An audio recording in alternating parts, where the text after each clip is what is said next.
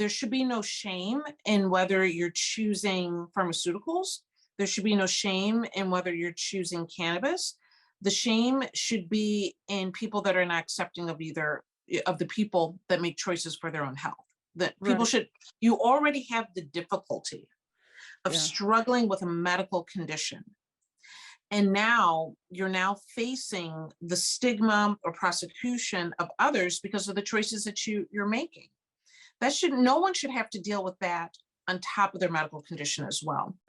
Got a lot of love, yeah, that's for sure. You got music and movies, and friends and medicine. Yeah, is the show for me and you, the one you love to listen to. And ooh, you got your friends, see it through. See, 'cause laughter is medicine too. Said it's medicine too, babe.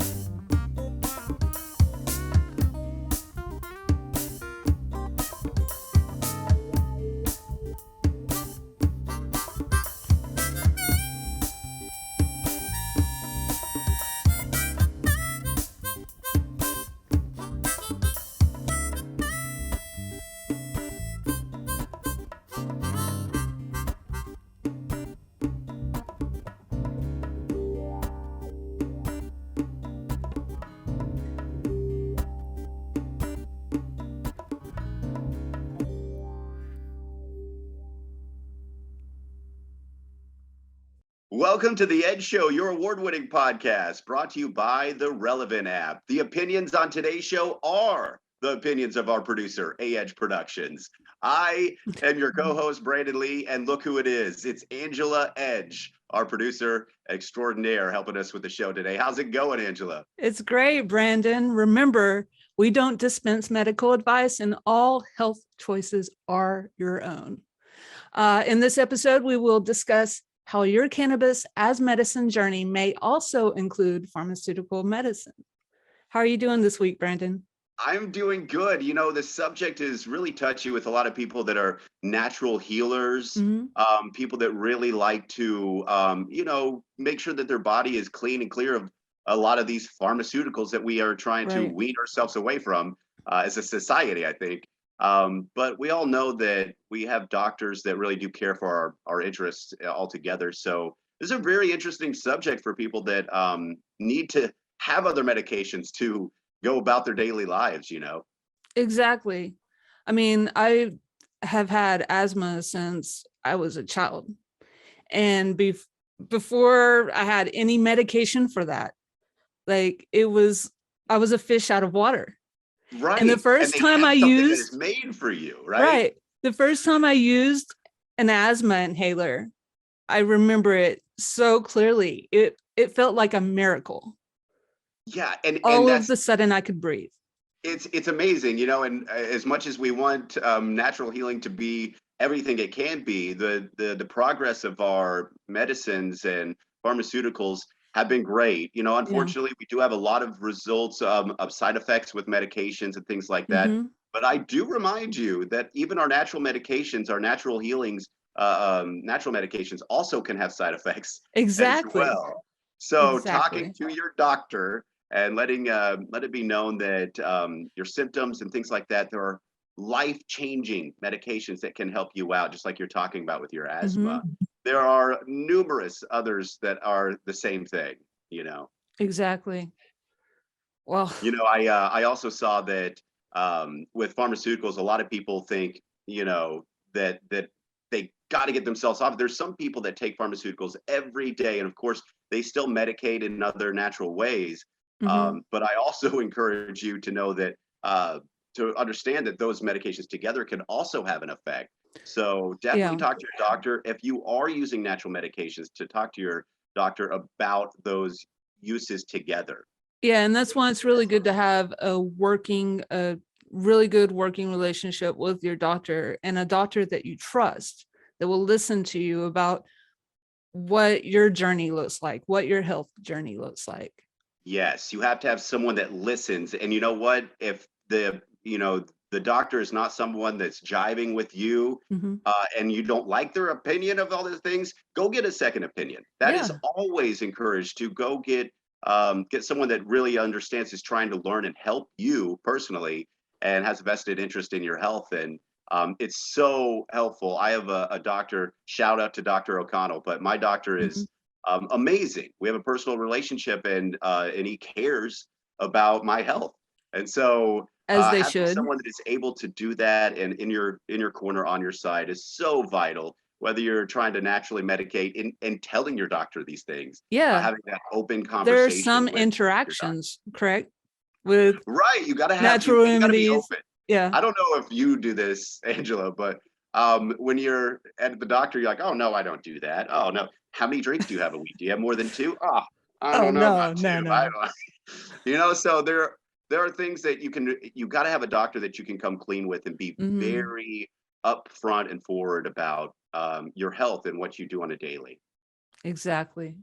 So I talked about this topic with our guest today that's coming up next, my conversation with Dr. Bridget. Joining me now is Dr. Bridget Williams, a board certified family physician, author, and CEO of Green Harvest Health. Welcome to the show. Thank you. I Um, appreciate the opportunity. it's so good to actually have you as my first guest hosting the show. Great. So Absolutely. really Absolutely. cool. Angela. So today we're discussing the journey of cannabis as medicine, and how that journey for some can also include pharmaceutical drugs.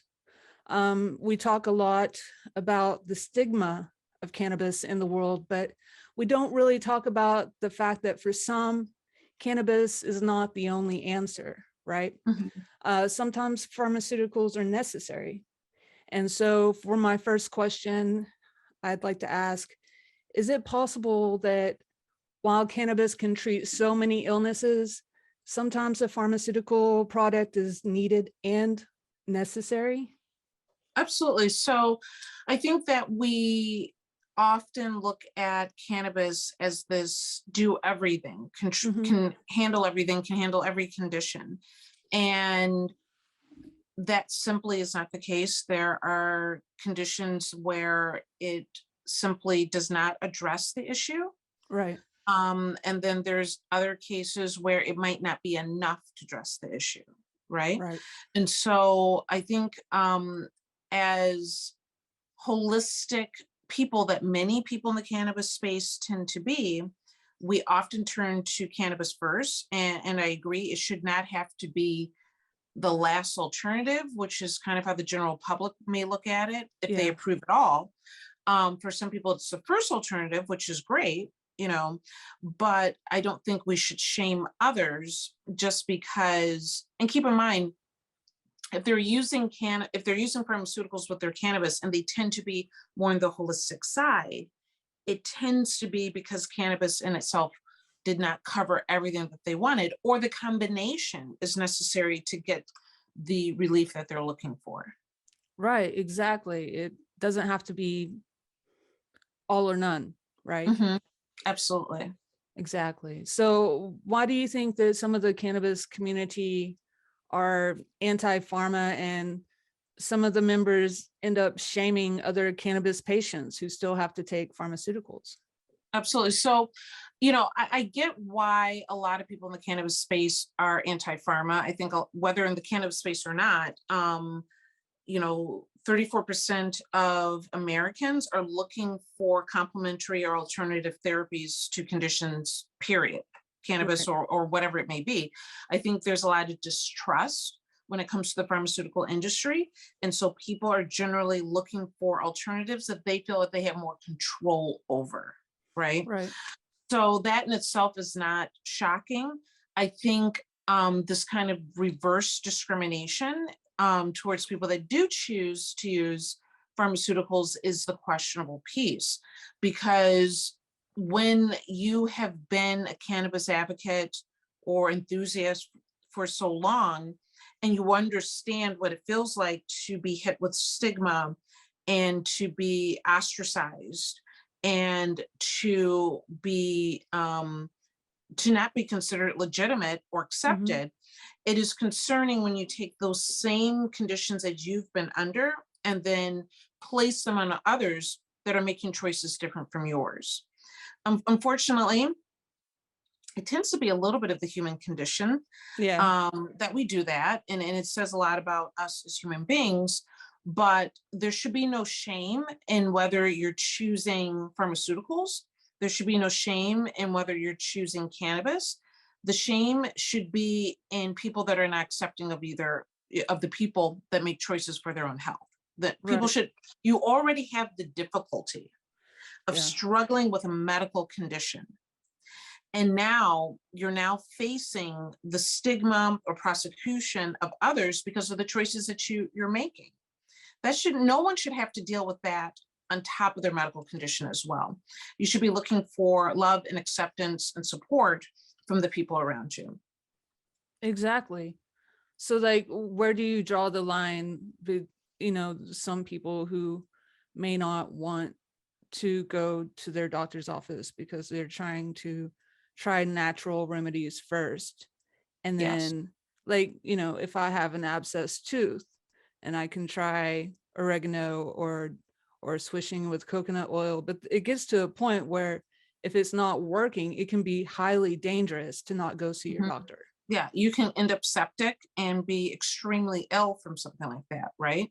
So catching it early on, that might work very well. But unfortunately, if it grows into a full-blown infection, sometimes you need a good antibiotic to knock it down, right?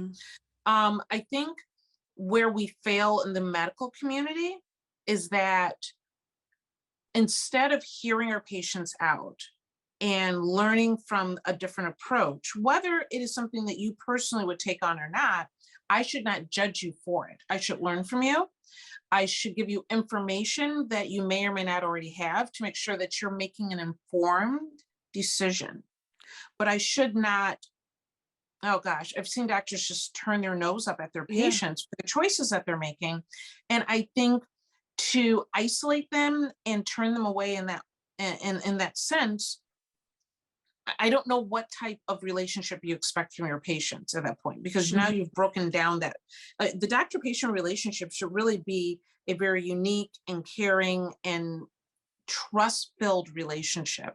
And if I decide to judge you for your choices and turn my nose up at you and really condemn you, that relationship is not broken down. And I don't know if doctors always see it that way. If something is dangerous, I'll tell you, and if I think, it's worth giving it a try, but, and there's nothing wrong with saying, I don't know how well this is going to work, but it's your body, it's your health. I'd say, let's go for it if that's your choice, but then let's put a time limit on it. And if you're finding it's not working, let's come back and then look at other options. So what it seems like you're saying is you need to have a really good relationship with your doctor so that you can find the balance between natural remedies and pharmaceutical remedies. Is that correct? Yeah, absolutely. So and I've done that. I've taken patients where they don't want to be on meds. Sometimes they're in a non-safe place. So I'm like, look, you don't want to be on them. I don't want you to be on them, but you're in it, whether it's blood pressure, you're not safe. Let's do this for the short term with our goal of getting you off of it in the next, let's say 6 months, right? Right. Because you don't want people to be unsafe out there. You don't want them to somehow inadvertently hurt themselves. Right, or have a stroke or, what have you. But yeah, I do believe that the way that we've set, it's really unfortunate how we've separated medicine into these categories, isn't it? Yeah. Right? That there's lifestyle changes, there's holistic changes, there's pharmaceutical changes. That should be one medicine. One medicine. I know. Right? Like I was at a physical therapist office and I had a neck injury and I've had a fusion in my neck. And it was a work-related incident. So because after the accident, only my left arm hurt, they would only work on my left arm, even though I was having referred pain. It's all connected, right? Mhm. to, my other shoulder. They Yeah. would only work on Yeah. the left arm. And that boggles me. Yeah. It's like, it's all connected. So what can the patient do in an instance like that? So I've had that happen. Mhm. And the patient comes back and like you, I say, well, this is ridiculous. And so then the problem is that, as you can imagine, you get the wrong physical therapist and they're Mhm. doing all willy-nilly, and who knows, they got you in a pretzel at the end of the Right. day, right? So they can only do what the order says. Yeah. Okay. So there are two problems with this. Someone comes back, I've had that happen. I write an order to also work on the other side, based on, you might have an injury on one side, but you have a strain on the other, which is related to the original injury. And then usually you're okay. Sometimes I will write, okay, so this is a whole nother layer to It's the a medical, whole nother layer. Yes. right?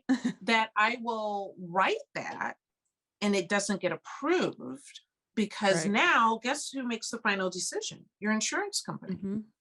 And your insurance company is like, nah, we don't like that. We don't want to pay for that. We don't, work on one side, not on the, well, that's not holistic Right. as, treating the whole patient. So then we And go home and we try to find some other methodology to fix our ailment, right? and And look sometimes that's great into, and sometimes that's not. yeah, Yeah. yeah, Yeah. So that's kind of unfortunate. Um, because when you look at, if we work collectively instead of in silos, if we weren't allowing insurance to be king, which is basically at the end of the day, they're making the final decisions. right. Right. Mhm. And in some ways I kind of understand, but at the end of the day, I don't buy any of it. Then I think we would have a healthier health system. Yeah. If we were partners, if I should be in a partnership with you as the patient, I should be in a partnership with the pharmacist, with the physical therapist. Like we should have this mindset and this collective community of healing. For natural remedies and pharmaceutical remedies. All of it. Yes. Right. Like I currently work with an herbalist. Yeah. I have a patient right now where she didn't want to take pharmaceuticals, or we're weaning her off of her pharmaceuticals. Did this great CBD. She didn't want THC. Did this great CBD regimen. She's doing incredibly well. Was very excited. And I said, it's still not where I would like it to be. And she agreed. Right. So I sent her to my herbalist and really started working on, well, the herbalist is kind of like this all-encompassing exercise, diet approach and herbals to how she approaches health. She put her on a program, and this woman is amazing. Like I was like, wait, I should be your patient. Like Yeah. I need that, Yeah. But if it was just the CBD, she was good. But then you add in everything, the rest of the wellness toolkit, and she's amazing. Yeah. Like she hasn't felt that good in years. And that's what happens when we balance these two things. Balance. So Yeah. any final thoughts on this topic? Let's not judge one another, Mm-hmm. period. That's my whole. I love that. I'll try. Mental note to self, no more judgment. No more judgment. No more, for everybody, the doctors, the patients, all of it. No more judgment. So Dr. Bridget, where can people get in touch with you? Absolutely. So if you have questions or just want to connect, I'm always open to emails. You can email me at Dr. Bridget, Bridget. Mhm. So that's DR, not Dr. spelled out, DR, Right. Bridget at greenharvest.health.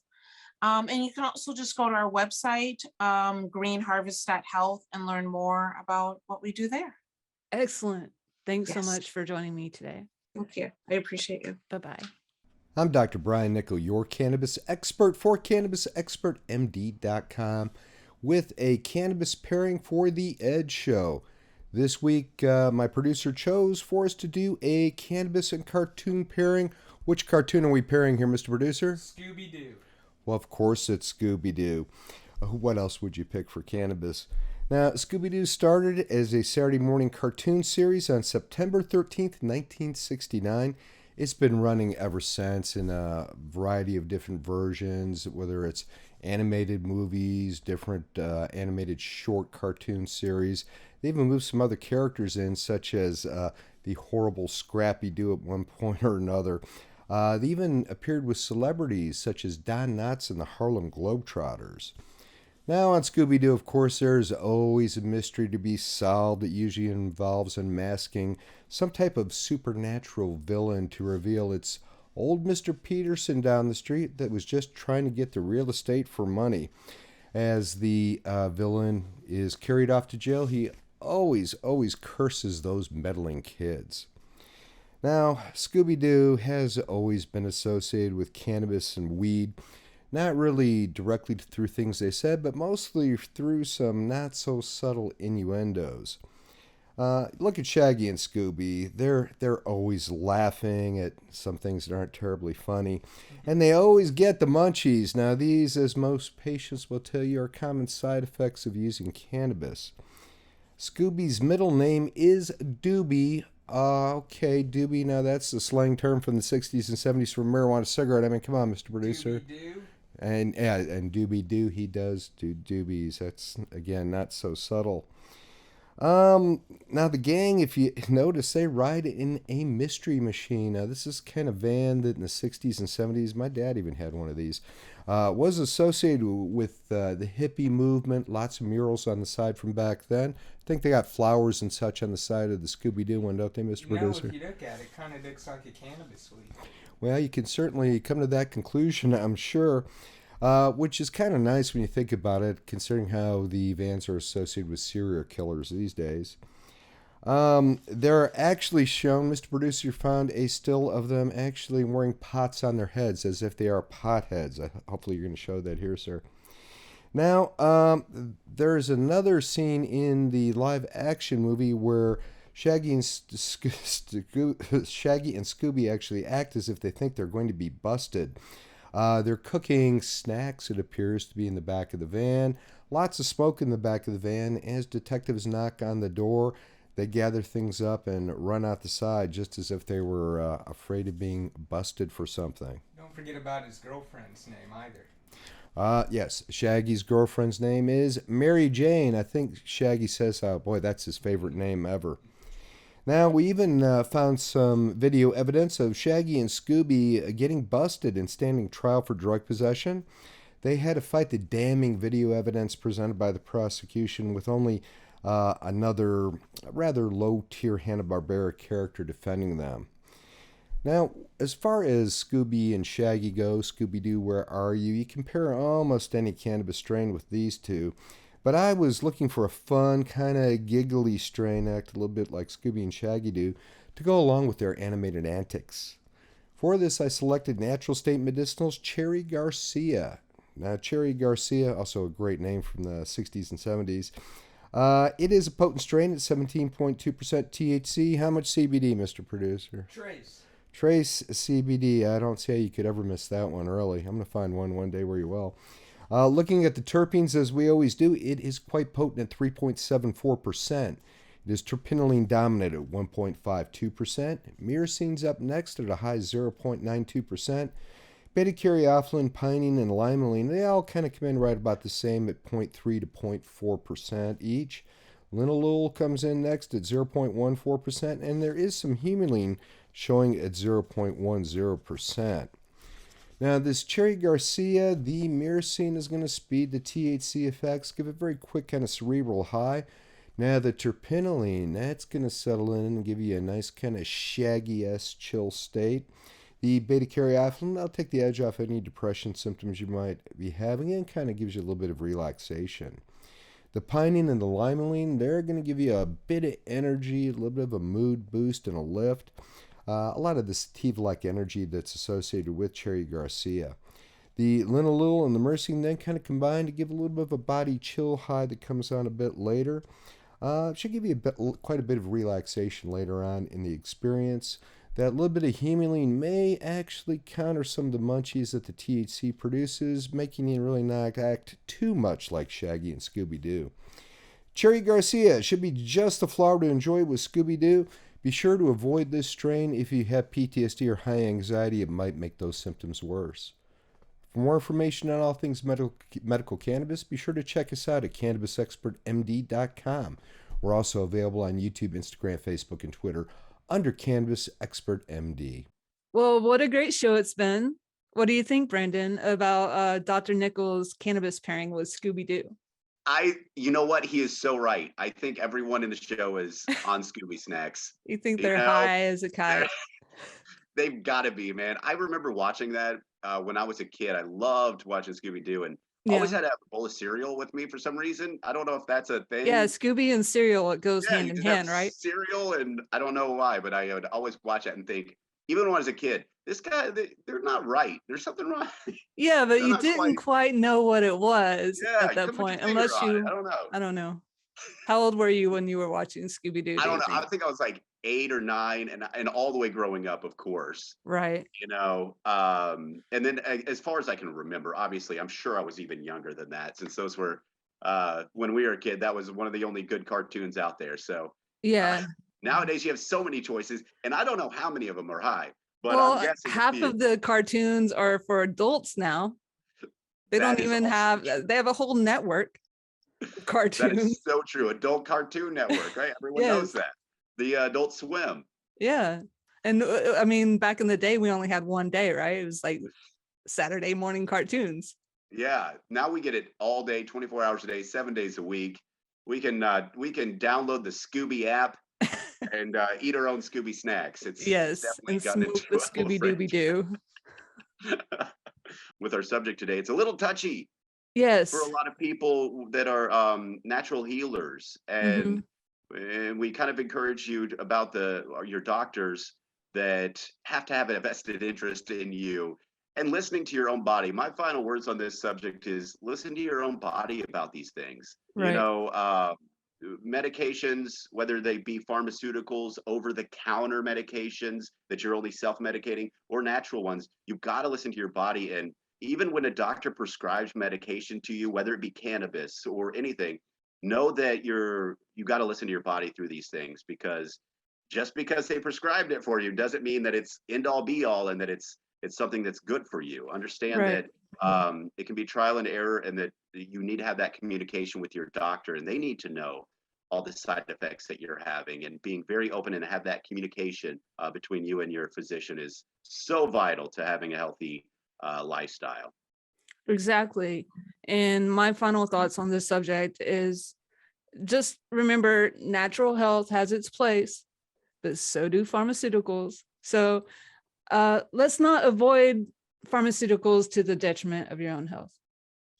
You know, so many people avoid things to the detriment of their own health. It's crazy. So, I mean, and that's not just with medications and pharmaceuticals, that's with all sorts of things in their lives. So realize this, you know, definitely be listening to your own body. That's a big part of it. And encouraging you to find a good doctor. A lot of people kind of settle, you know, find someone that really does care, because it is someone you trust. It can be a total life changer and a life saver sometimes. Correct. Well, thanks for joining me today on The Ed Show. The Ed Show is sponsored in part by The Relevant app, 131 Inclusion Gallery, Irie Bliss Wellness, Lindsay Camp with Synergy One Lending, Off Leash Canine Training, and Green Harvest Health, inviting you to reclaim your wellness.